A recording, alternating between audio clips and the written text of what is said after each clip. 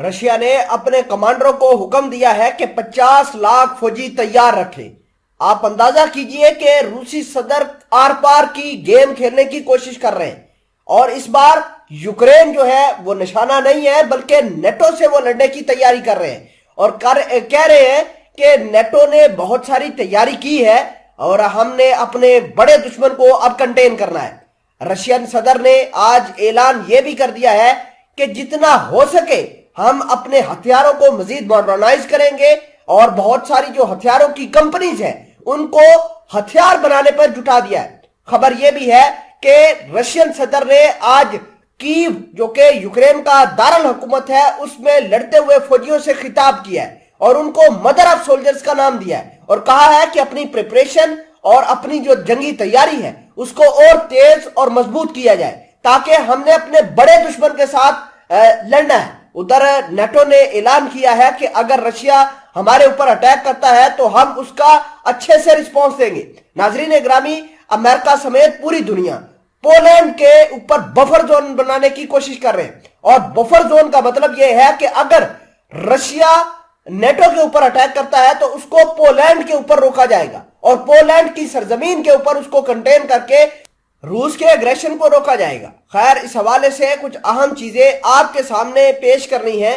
چھوٹی سی گزارش ہے کہ آپ ہمارا یوٹیوب چینل حسنا ٹی وی کو سبسکرائب کر کے پاس موجود گھنٹی کے نشان کو دبا لیں تاکہ لیٹسٹ نیوز آپ تک بر وقت پہنچتی رہے۔ ناظرین گرامی، روسی فوجیوں کا بے ایمانہ قتل یوکرین نے کیا، دوسری جانب ان کی ایگزیکیوشن کی ویڈیوز بنا بنا کے یہ سوشل میڈیا پر ڈالتے رہے تاکہ رشین سولجرز ڈر کے مارے بھاگتے ہوئے جائیں۔ ناظرین گرامی، اس کے علاوہ کرائمیا کو بہت زیادہ نقصان ہوا، جس کے بعد روسی صدر نے آر پار کی جنگ کھیلنے کا فیصلہ کیا۔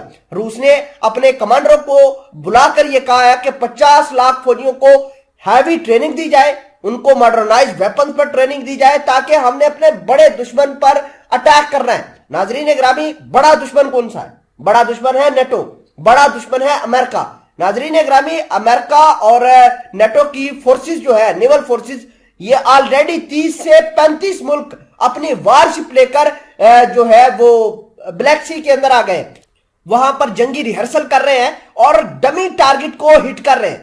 اور آپ کو یہ بھی بتا دیں کہ نیٹو 2 حصوں میں بڑھ چکا ہے، نیٹو کی جتنی بھی طاقت تھی وہ 2 حصوں میں ہو گئی ہے۔ جرمنی، فرانس اور اس طرح کے ملک جو ہیں وہ چائنا کو کہہ رہے ہیں کہ رشیا کے ساتھ ثالثی کروائی جائے تاکہ ہمارے ملک کے اندر گیس اور پیٹرولیم آ سکے۔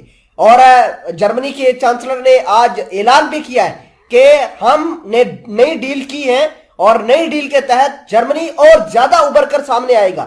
آپ کو یہ بتا دیں کہ حالات اتنے زیادہ خراب ہو گئے ہیں کہ جرمنی نے کہا ہے کہ ہم پولینڈ کے اندر اپنے ڈیفنس سسٹم پیٹریاٹ جو ہے وہ تعینات کریں گے۔